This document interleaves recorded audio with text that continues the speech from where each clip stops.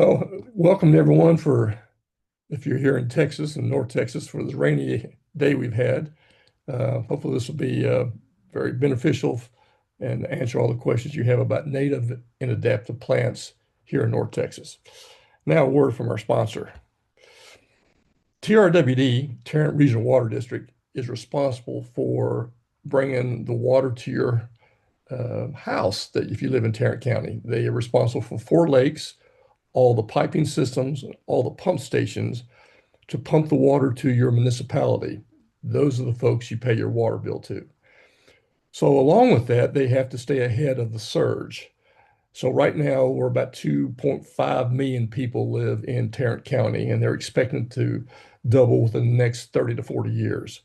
So with that, there's a constant review of land to uh, go out and get floodplains or build lakes to produce water for us, to capture water for us. So part of that is conservation. So if you log on to savetarrantwater.com, you can sign up to have a licensed irrigator come to your house and they will review your irrigation system and make sure you're not overwatering.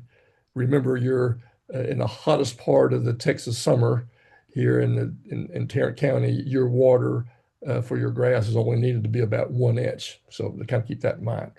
They have all kind of free weekly updates about ways to save water.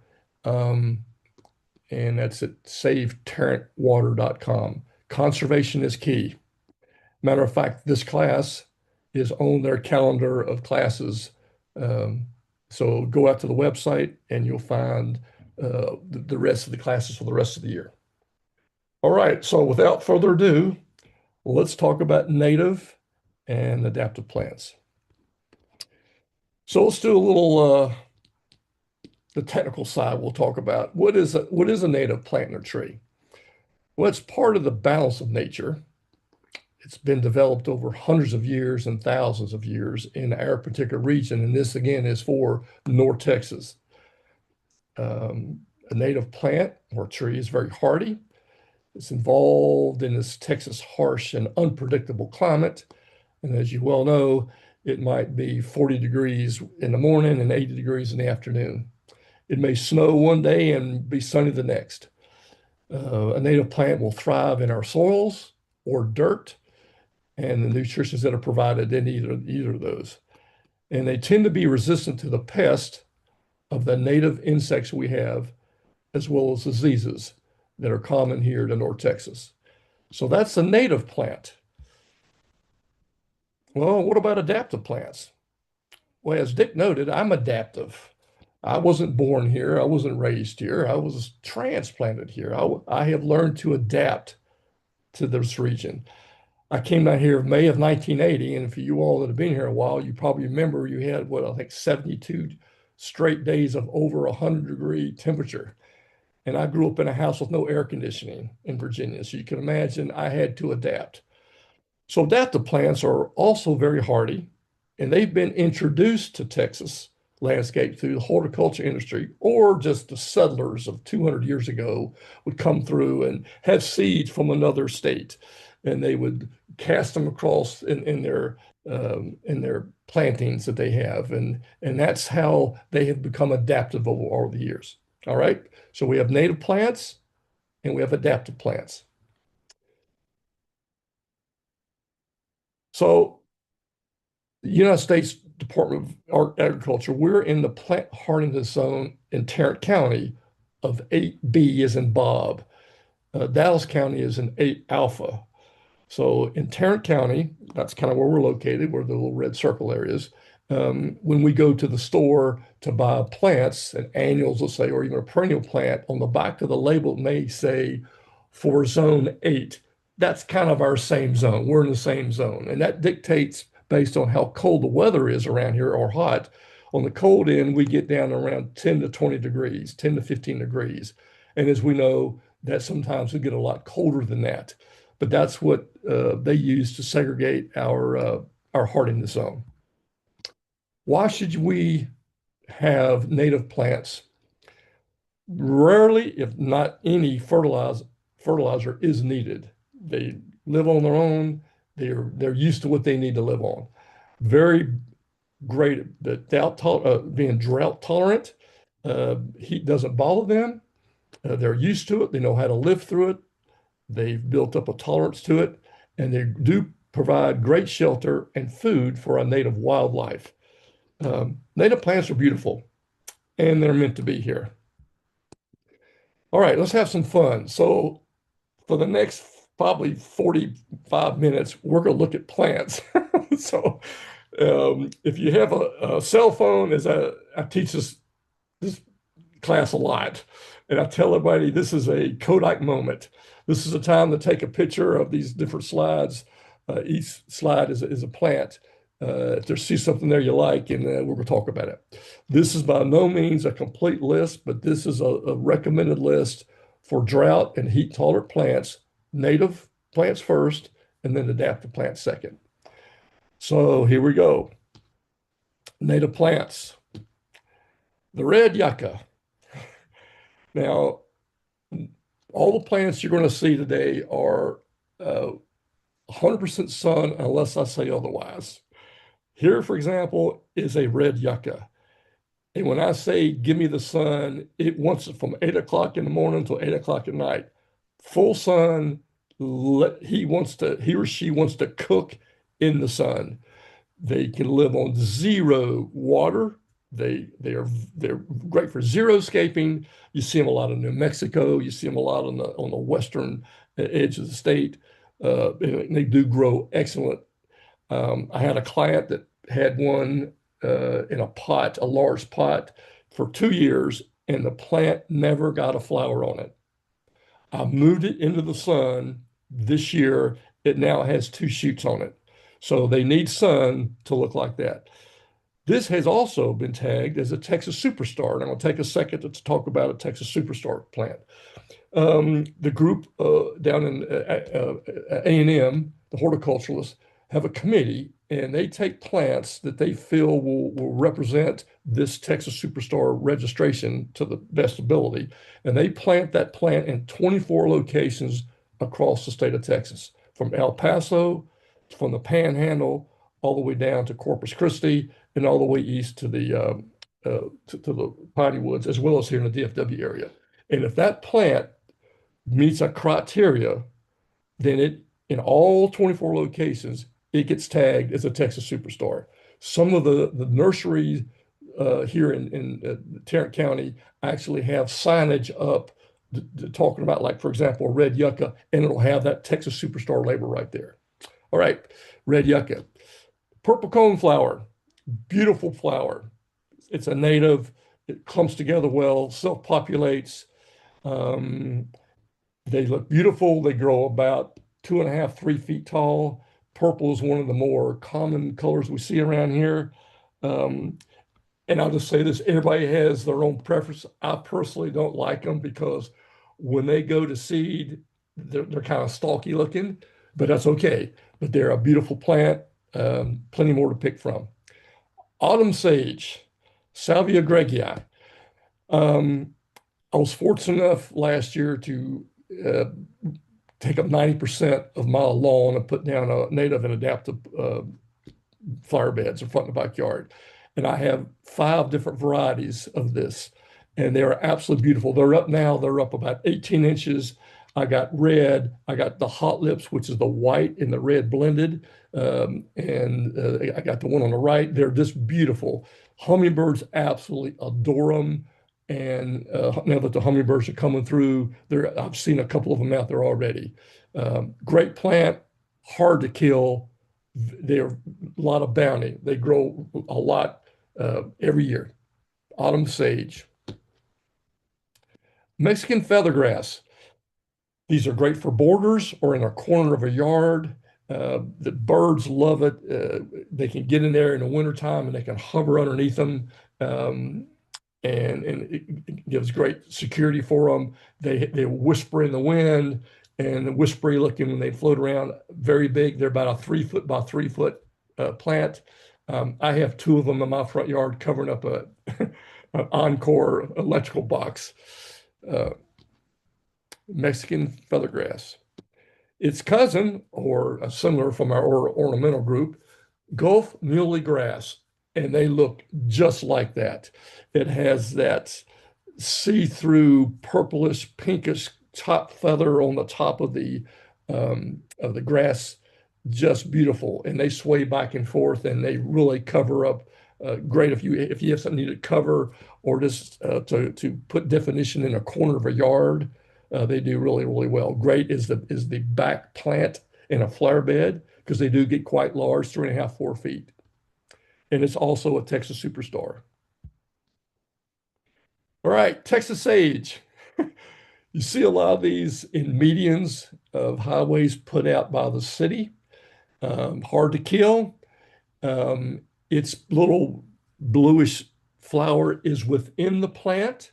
So when you have the little trunks come up and come up through the plant, on those are the individual flowers. Um, if you like that look, Texas sage is for you. The flowers are about the size of your big your thumbnail, and they're kind of a soft grayish look to them. Very nice.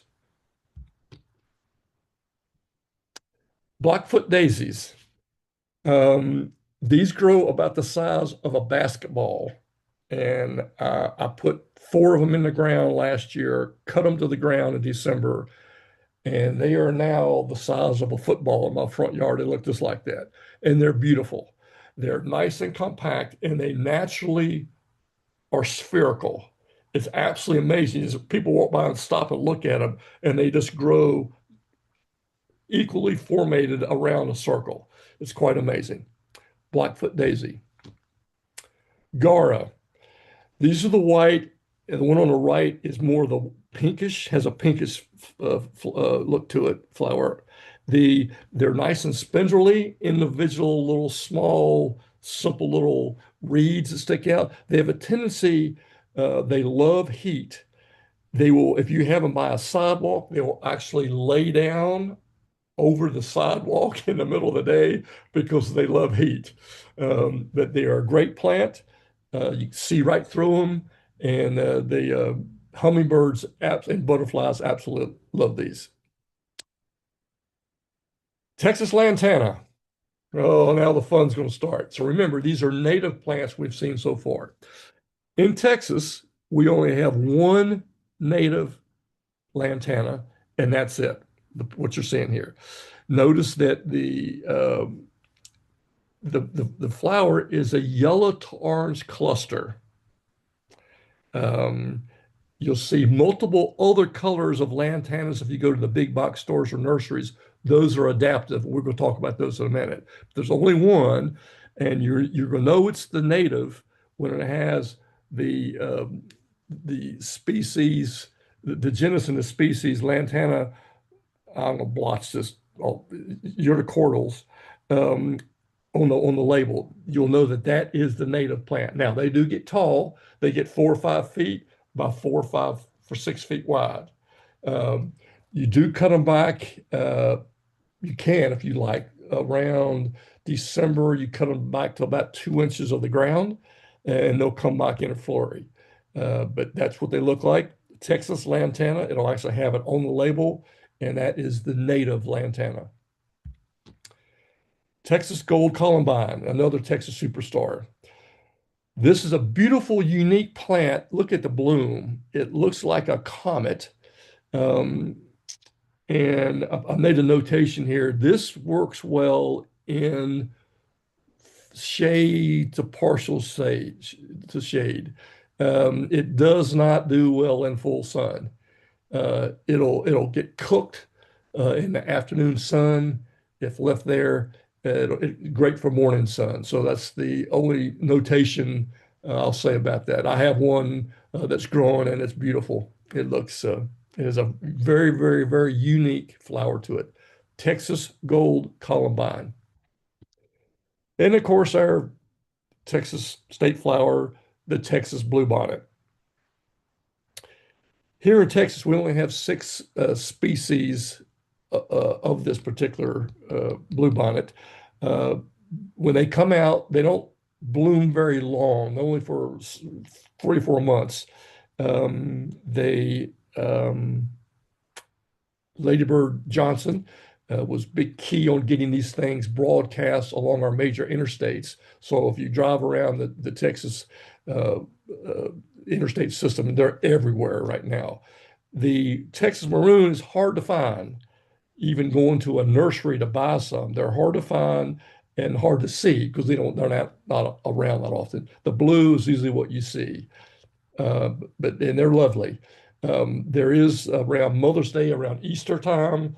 There's a lot of families that pull off the side of the road and they take their families over in the flowers and lay down and get their picture taken. And there's always warnings that go out either the week before, week of, and week after that snakes love them, and the snakes are out to eat those. So, in about every year, one or two or three people get bitten by a rattlesnake, especially around the hill country. So just be aware of that before you go out and you start laying down in a field of these. Fall aster, absolutely beautiful plant. About a quarter size is the aster flower itself. Hard to kill, full sun. They're just lovely. Great cutting flower to cut and put in a vase. Rock rose, another Texas superstar. These are rock rose because they like um, rocky soil. You see them between rocks as well as this rough soil down in the hill country area. They grow about that size. They go relatively large. They'll get 3 feet by 3 feet easily.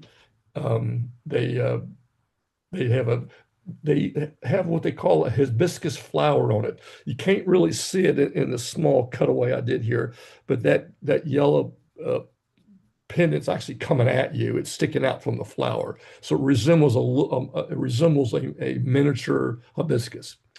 Rock rose, very nice. Another native flower, we don't see a lot of these around. The nurseries have them, but you just don't see them a lot in people's landscaping. That is St. John's wort. Um, Beautiful yellow flower, grows 18 inches to 2 feet, full sun, beautiful plant. If you happen to drive around the SMU campus, we have a lot of this at SMU. It's everywhere because our landscape architect used to love it, and it's everywhere. But it's a great plant.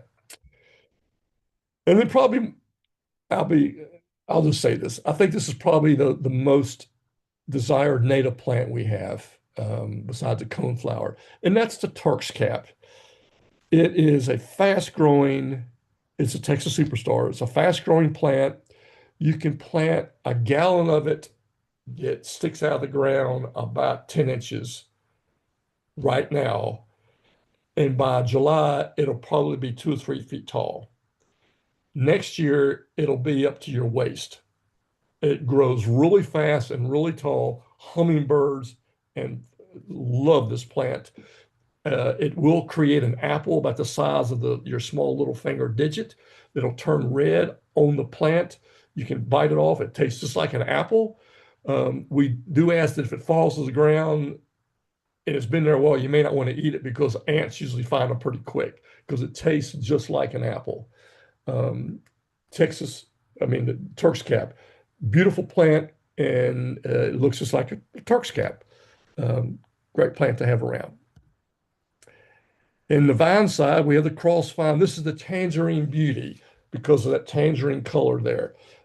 Grows well. I'll say, just having had both of the plants I'm going to speak to, it looks like it's a family to our cousin to the trumpet vine. Trumpet vine is a little more out of control. Both of them are vines, but the trumpet vines has a tendency to want to get a little more aggressive. This one, you still have to prune them. This one responds better to pruning to keep it more manageable, where trumpet vine just does what it wants to do. And the wavy cloak fern, another native plant. This one, interesting enough, does take partial sun to partial shade. And it's a good old fern. If you have a fern garden, be a great additive to it. Wavy cloak fern. And some ground covers we'll go over here. Here is a frog fruit. If you have a spot between some rocks that you want to put something that has a nice color to it, it has a nice round white flower, probably 3/8 to a ½ inch round, grows relatively low, about 8 inches off the ground, hard to kill. Frog fruit. And of course, horse herb, another ground cover. And I'm gonna probably get shot by by having this on the list. This also grows as a weed, and but it is under a controlled environment, meaning where you want it to grow, is a good ground cover. And it butterflies like it, bees like it, and you can see the plume there. It grows about 10, 11 inches tall. Horse herb. A couple trees we'll talk about here. The old desert willow. Some people used to say it looks like a mesquite tree because it's open and airy. This picture probably doesn't define that definition very well, but it does have a very unique fruit on it on the right there. You can see the nice flower, very fragrant, but it is one of our natives, desert willow. And the cedar elm, which is one of my personal favorites because I have one in my front yard. I just planted it in July, new house. It has the smallest leaves of any of our native elm. And it's real small and dainty. And it's also a fast growing tree. It doesn't look very shapely there because it kind of does its own thing. But I like what drew my attention to it besides being a native is the leaf is a simple alternate, and it's really a nice and small leaf about the size of your thumb. And the redbud tree. This tree is a great tree, one of the first to bloom in April, that it's great for what we call an under tree. If you have some very large oak trees that are spread apart by several, 40, 50, 60, 70 feet, this is a great tree to plant between them. It does need some shade, partial shade, we'll say, but it can stand alone, but it does need some shade throughout the day. Beautiful, beautiful tree, Texas redbud. All right, let's talk about some adaptive plants. The Yaupon holly. You can buy these either treat them as a large shrub or a small tree. I've had them before, and they're usually you see them back in the day. Landscapers would put them on the corner of your house before they started doing that with crepe myrtles, and they would be 6, 7 feet tall, and you would prune them up and let them bush out at the top, and they're very pretty. They just kind of sit there and they do their own thing. Yaupon hollies. Again, these are the adaptive plants we're going to talk about now. Full sun will be fine. The dwarf yaupon has a very unique structure to it. If you leave it alone, it'll look just like that. Now you can do light pruning to it if you need to, but if you space them correctly, they'll naturally grow like that rather than going in there and shearing them off to try to make a boxwood look to it. But they grow relatively small because it's a dwarf mode, about up to your kneecap. That's about the maximum height you'll get out of them. Lamb's ear, and this particular variety I picked was Helene von Stein. This one has the flower, which is the bottom left there. You need to be patient with it. It may not bloom the first or second or third year you have it. They do well in sun, more sun than shade, but they will appreciate a little bit of shade. The leaves on the bottom on the ground will have a tendency to get kind of soggy and yellowish. That's fine. That's just a trait. It's okay to remove those and let some air get in there and open them up a little bit. They do grow more upward, but it's a nice soft leaf. It feels like a lamb's ear, very soft, and it does have plumage that comes right up to the middle of them. All right. This is the native, I'm sorry, this is the adaptive lantana. New Gold lantana, which is a Texas superstar, and its uh, genus and species name is Lantana camera, New Gold. So underlined camera, that means it's adaptive. Now there is a whole flock of lantana. We have white ones. We have the yellow one you see here. There are also is the pink to yellow bloom, which is very similar to the yellow to the orange we saw in the native. But these are one of these, give me all the sun you can give me. They do have a tendency to get large. They'll get 4 or 5 feet tall. You can manage them as they get it in as you get into July and August. They can get really large, but you can manage them through light trimming. But they're a very pretty plant. They cover a flower bed by themselves, as demonstrated here. Um, Lantana Camera is the adaptive series. I threw in a couple annual plants here just because I guess I just felt like it. So these are snapdragons, and y'all probably know this. And if you don't, if you grab a plume on a snapdragon and you squeeze it, it actually snaps like a snapdragon. And I chased the young kids around the neighborhoods with them. So that's I have them in my yard, and they're a pretty plant. They'll grow 18 inches or so. They like a lot of sun, and of course, plants like this that are annuals that need sun, they also need a little water. Uh, I hear they self-populate. I haven't had a lot of success with them self-seeding and coming back every year, but I keep trying. Snapdragons, these are adaptive. And cosmos, a nice, beautiful plant. These things will get 2 feet tall, and they follow the sun, kind of like a sunflower, and there's all different colors and really, really accent spots throughout your flower bed very well. I have some that I got from our seed exchange that are coming up, and can't wait for those to give me another 6 weeks and see how they look. Purple Heart, or old name used to be called a Wandering Jew. Um, Out of all the plants that I have been involved with in my life, this has got to be the easiest plant to propagate. And you can take any of these snippets that are 5 or 6 leaves long and just snap it off and go get your about a 7-inch screwdriver, and wherever you want to plant it, to stick the hole in the ground with the screwdriver and stick and take off 3 or 4 of the leaves and stick that snippet down in that hole, and it's going to grow to look just like that picture. These things are quick to grow. They do kind of die back in the November, December time frame. Some people cut them or just let them sit there and become part of the dirt. But they do, as the sun hits them, they do have a little yellow flower on there that pops up. And as you see here, and butterflies love them, bees love them, but they grow relatively quick.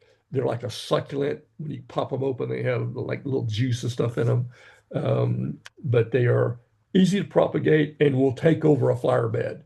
They are a lot of fun and easy to grow. So I'll say this, if you have a 12-foot flower bed that you want to put something in it to add some color and you're thinking about this, buy one plant and take that plant and snap it off and propagate it to make the rest of the 12-foot area there, and you save yourself a bunch of money. All right. Anzalonia, another Texas superstar, also called the false snapdragon because it kind of looks like it at first glance. It's not. It has a little, before the little buds open, it looks exactly like a snapdragon. But once they open, it's clearly that the flower isn't a snapdragon. But it's a beautiful plant. Butterflies love it, and they're great, nicely grouped together, packed together in a pot or in a flower bed. Angelonia. Moss rose. Yeah, this is where the fun starts. Moss rose is another name for portulaca. All right, and portulaca is confused as a purslane. They're two separate plants. They're cousins, but they're two separate plants, like Coke and Sprite. Moss rose um, has a needle-like little foliage flower leaf on it, like a needle, where purslane has it's flat, but they all look the same kind of flower, all look the same. They love full sun, they love limited water. Give me the sun and let me grow, and they do really great. Notice in the picture on the left, that is Gara behind it. So you can kind of get an idea how that contrasts together there. Moss rose. Abelia. This particular picture here is Rose Creek. Um, it grows in it's about a 5 foot tall by 5 foot round. It grows kind of in a round like a tumbleweed. If you have these in your yard, and let them take off and grow, they'll fill a spot nicely over a couple of years. If you decide you want to do a hard cut on them, you'll find out quickly after you remove about 6 inches of it that you basically have no foliage and it looks like a tumbleweed. So uh, I will say this, trim it a little bit as you go along. Trim it, let it grow back, and then trim it, continue to do that to get it shaped the way you want it. Main grass, again, these are adaptive. Another nice uh, corner of a flower bed area to have a nice tall 5 foot ornamental grass growing in it. Uh, Nice and weedy looking. Some people call it a miniature pampas grass. Same kind of idea on the plumage, but this one's very delicate. Lorope. Oh boy. This is a great plant. Great color, great plant. This was not variegated. You can get the variegated which has the green and white leaf on it. Great as a trailing on a sidewalk. I do say if you're going to get it, get the Muscara variety. They'll sit and just be like that. I made the mistake and got the other variety here, spicata, and those things will have rhizomes that'll just grow wherever they want to. They'll grow under sidewalks in your yard. They'll grow all throughout your flower bed, and that's okay if you want a flower bed full of that stuff because you're going to have them. If you wait a couple years and decide you want to move them, these are something else to move. When you start digging on these things, they have got roots like a hollyhock, like you've never seen the mass amount of roots you're going to dig through just for one plant. So, warning, if you love them, great plant. Just think about buying the Muscara variety. Cat mint. I was in a class the other day and somebody thought I said catnip. No, this is cat mint. This particular variety here is this Walker's Low. I have this in my backyard and front yard, matter of fact. And it's a beautiful plant. Bees love it. Hummingbirds love it. Nice fragrance to it. Does really well. Here's an old traditional, probably close to my heart here. This is a hollyhock. If you've never planted a hollyhock in a flower bed, um, try it. See if you like it. These grow about 6.5 feet tall. You'll get about 25 to 30 of those blooms on the plant. And when those plants go to seed, what it leaves behind is a pod of circular seeds that probably has 50 seeds in it. These things can be and they are very invasive. They will take over a side. If you have a bank that you can't grow anything on, go buy some hollyhocks. It'll fill it up. They grow very well. When they go dormant, it leaves a stalk that turns gray that's about 6, 7 feet tall.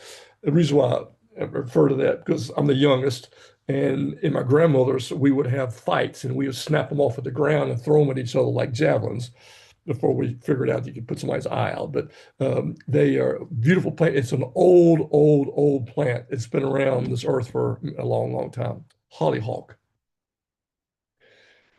Recall a minute ago, we had the Texas sage. This, between the two, this is my favorite, and this is the reason why. You have a lot of green foliage, and then the top has these beautiful blue spires that stick out the top of them. I have two in my front yard, and I spaced them 2 feet apart so they will mush together just like this photograph. Um, Bees love them, hummingbirds love them. And they're starting to pop now, starting to come out, and the fragrance is beautiful. And notice the leaf structure is entirely different than the Texas sage. Hibiscus. This particular species here is the Lord Baltimore.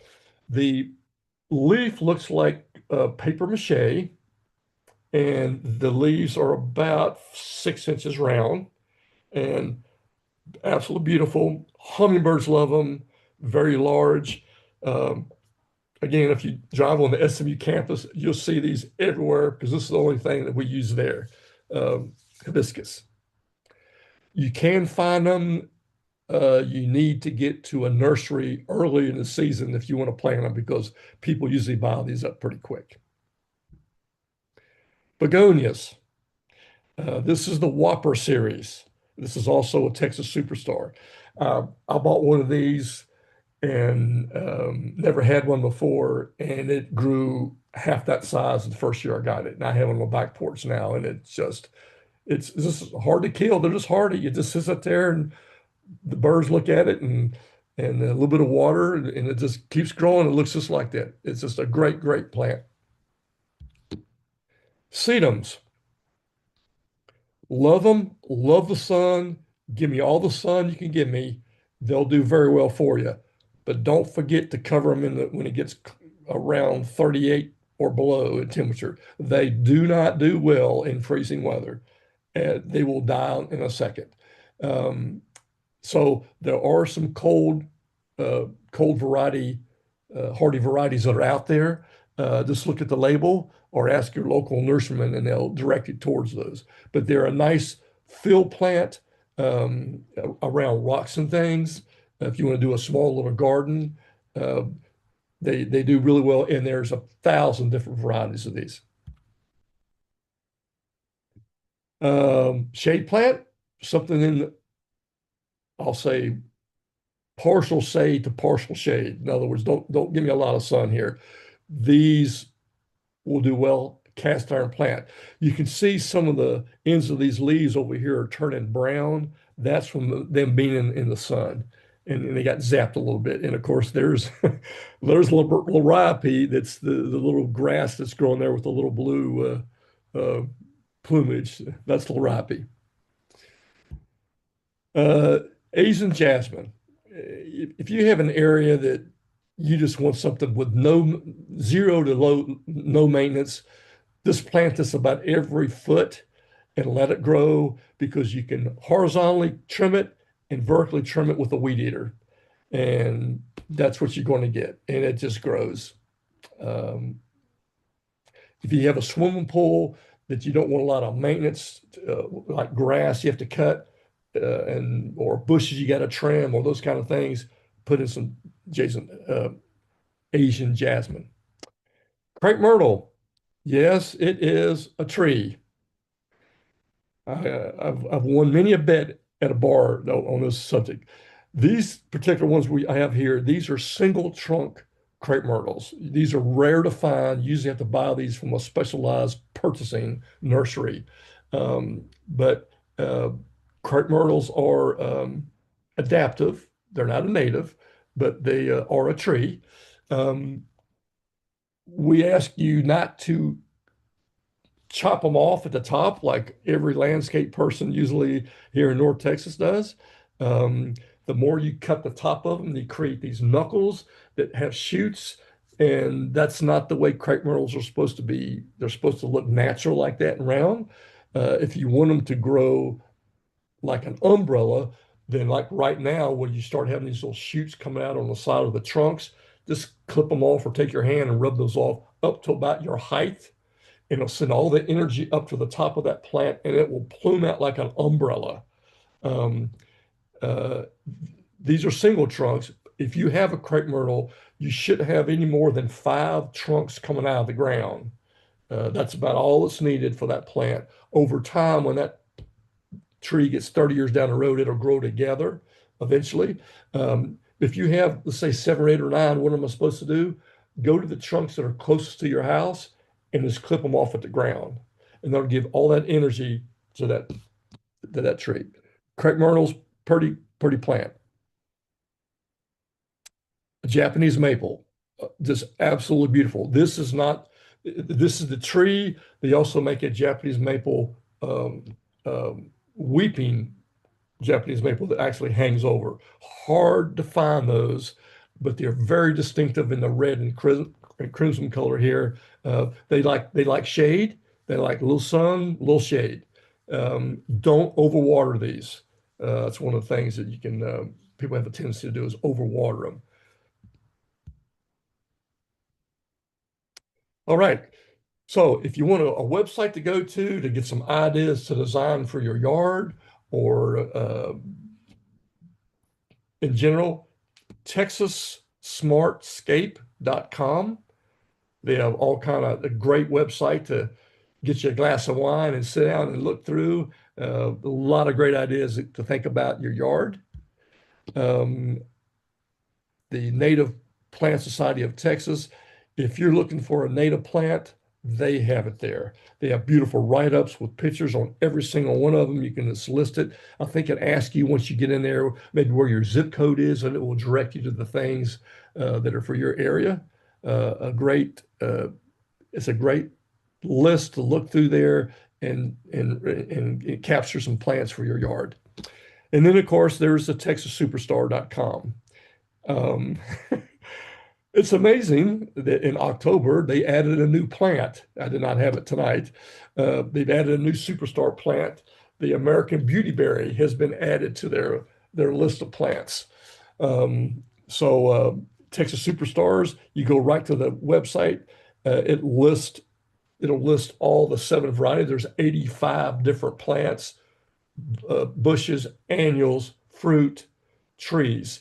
And you click on it, it takes you right to a write-up that has a picture of it and a write-up about the plant. Texas Superstars.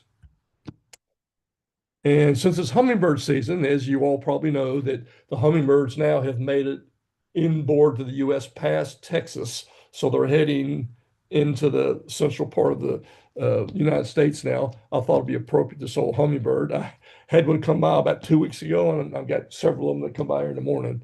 And there is a hummingbird doing its thing on a Texas Turk's cap. My master gardener friend Loretta Bailey a couple years ago gave me the original content for this. I want to give her credit for doing a great job on it. I've adapted it, of course, but if you ever get a chance to hear a presentation given by Loretta, it's worth signing up for. She does a great job.